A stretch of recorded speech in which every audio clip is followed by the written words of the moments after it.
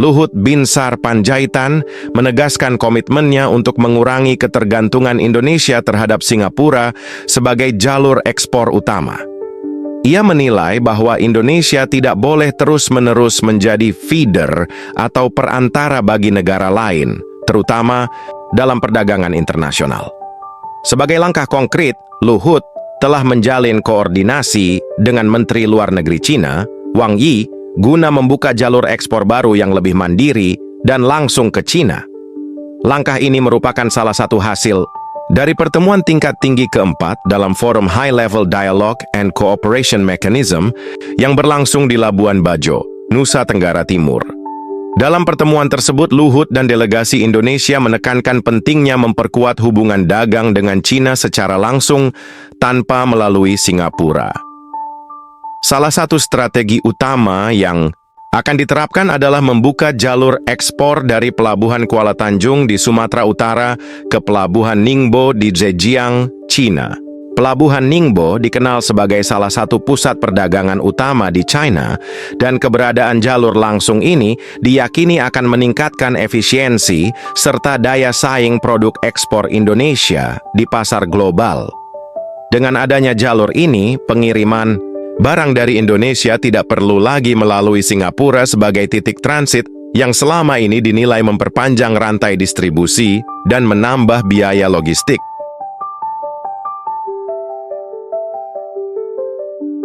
Menurut Luhut, inisiatif ini tidak hanya sekadar mengurangi ketergantungan pada Singapura, tetapi juga bertujuan untuk menunjukkan kemandirian ekonomi Indonesia dalam perdagangan global.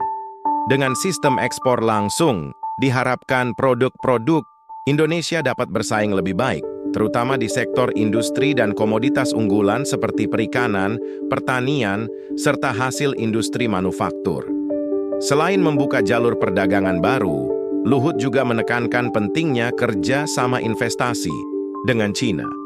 Salah satu proyek besar yang menjadi fokus adalah investasi di Kalimantan Utara, khususnya dalam industri petrokimia. Luhut menegaskan bahwa investasi ini harus segera direalisasikan dan bahkan membuka peluang bagi negara lain untuk ikut bergabung dalam proyek tersebut. Dalam perbincangannya dengan Wang Yi, Luhut mengungkapkan bahwa Cina tertarik untuk mengajak negara ketiga dalam kerja sama investasi ini.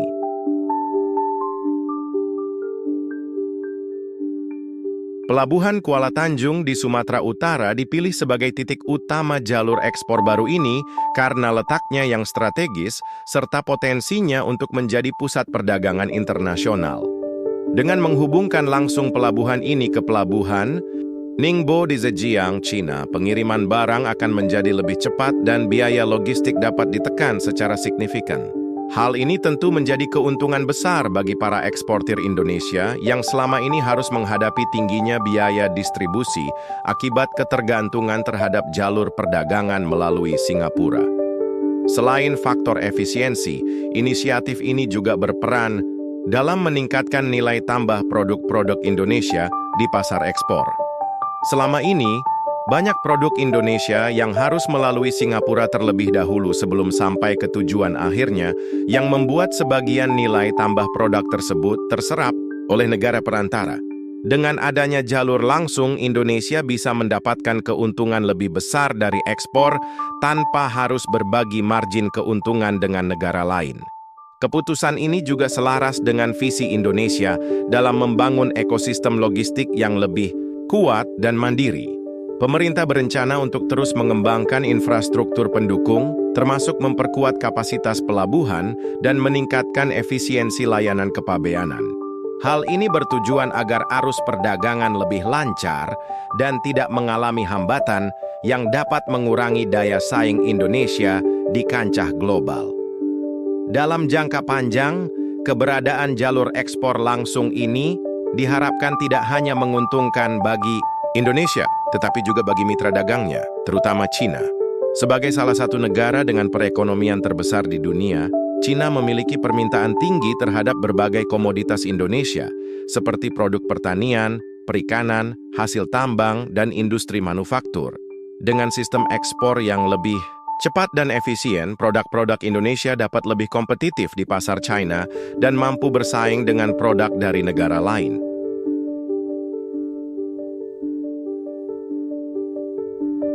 Selain itu, jalur ini juga menjadi bagian dari strategi Indonesia untuk meningkatkan volume perdagangan bilateral dengan China. Selama beberapa tahun terakhir, China telah menjadi mitra dagang terbesar Indonesia dengan nilai perdagangan yang terus mengalami peningkatan. Namun, dengan adanya jalur langsung, hubungan dagang ini dapat semakin diperkuat dan diperluas ke berbagai sektor lain yang sebelumnya belum tergarap secara optimal. Selain membahas jalur perdagangan baru, Indonesia juga menaruh perhatian besar pada investasi di sektor industri. Salah satu proyek yang tengah dipercepat adalah investasi Cina di Kalimantan Utara, terutama dalam industri petrokimia. Indonesia ingin memastikan bahwa investasi ini dapat segera direalisasikan dan memberikan manfaat nyata bagi perekonomian nasional, termasuk penciptaan lapangan kerja dan peningkatan nilai tambah bagi industri dalam negeri. Investasi di Kaltara tidak hanya melibatkan China, tetapi juga berpotensi menarik negara lain untuk ikut bergabung dalam konsorsium. Dalam diskusinya dengan pihak China, Indonesia mendapat tawaran untuk melibatkan negara ketiga dalam proyek ini, dengan Arab Saudi dan Uni Emirat Arab sebagai kandidat potensial. Keikutsertaan negara-negara Timur Tengah dalam proyek ini akan semakin memperkuat posisi Indonesia sebagai pusat investasi strategis di kawasan Indonesia, melihat keterlibatan Arab Saudi dan UEA sebagai peluang besar untuk mempercepat pembangunan sektor industri berbasis petrokimia. Dengan modal besar yang dimiliki kedua negara tersebut, proyek ini bisa berkembang lebih cepat dan menjadi salah satu pusat industri terbesar di Asia Tenggara. Selain itu, kerjasama dengan negara-negara tersebut juga membuka peluang baru bagi Indonesia untuk memperluas jaringan perdagangan dan investasi di kawasan Timur Tengah. Dalam proses realisasi proyek ini, pemerintah akan memanfaatkan Indonesia Investment Authority sebagai salah satu mekanisme utama untuk menarik investasi dari berbagai negara. INA akan berperan dalam mengelola investasi strategis dan memastikan bahwa dana yang masuk dapat digunakan secara optimal untuk mendukung pertumbuhan ekonomi nasional. Langkah-langkah strategis ini merupakan bagian dari upaya besar Indonesia dalam mewujudkan kemandirian ekonomi dan memperkuat posisinya di rantai pasok global. Dengan memanfaatkan keunggulan geografis serta sumber daya yang dimiliki, Indonesia berupaya untuk tidak hanya menjadi negara pengekspor bahan mentah, tetapi juga menjadi pemain utama dalam industri bernilai tambah tinggi. Selain itu, upaya ini juga mendukung kebijakan hilirisasi yang telah dicanangkan pemerintah, di mana Indonesia tidak hanya mengekspor bahan mentah, tetapi juga mengembangkan industri pengolahan agar nilai ekspor semakin meningkat. Dengan adanya jalur perdagangan yang lebih efisien, industri dalam negeri dapat berkembang lebih cepat dan berkontribusi lebih besar terhadap perekonomian nasional. Dampak dari kebijakan ini tidak hanya dirasakan oleh sektor industri besar, tetapi juga oleh pelaku usaha kecil dan menengah (UKM).